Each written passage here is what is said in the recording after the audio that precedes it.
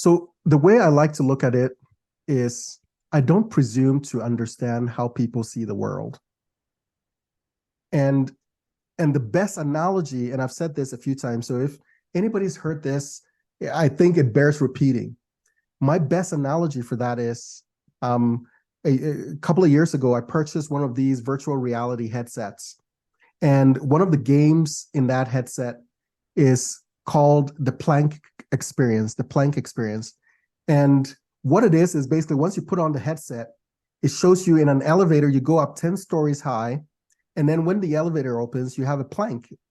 And this plank is hanging 10 stories high, right? Scary.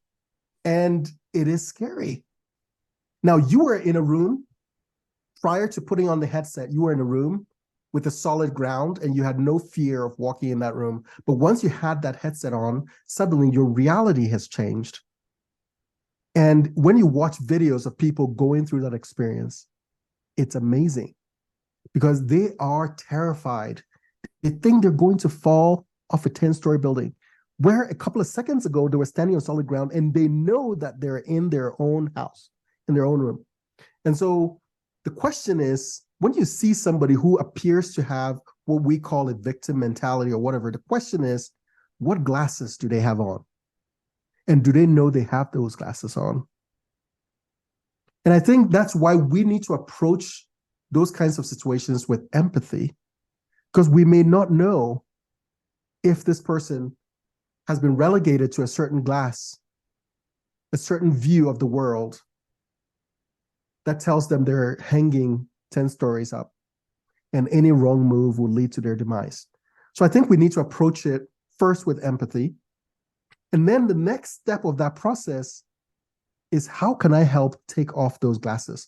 So if I come to you as an immigrant and I say to you, I believe America is still the land of opportunity, then I need to be able to show people how they can take off the glasses of victimhood and see that opportunity themselves. What that means is potentially me giving those opportunities to people, me teaching people about those opportunities. It requires me to do a little bit of self-sacrifice to help people see.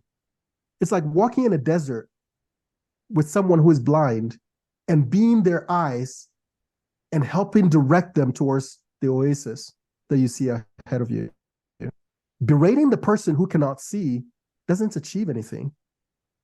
It makes them just resent you, right? And so if you truly care about our fellow citizens, I think it requires us who believe we are seeing clearly to show them the way. And that requires empathy. That requires us to be in the position with them. You can't stand afar off and help somebody out of a ditch. You have to be close to them. You have to be willing to come to their level in order to be able to lift them up. And I think that's what is missing. I think a lot of times we think about being logical and we say, hey, why can't they see? Why can't they see?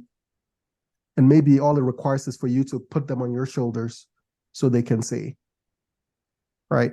And I think that's what is missing. And that's what we need to rekindle and build. So I think the best way, if you are a believer in opportunity in America, is to share that opportunity with others. Share the experiences, share the opportunities, and open a way for them to be able to see rather than judge them for the way that they've been taught to see.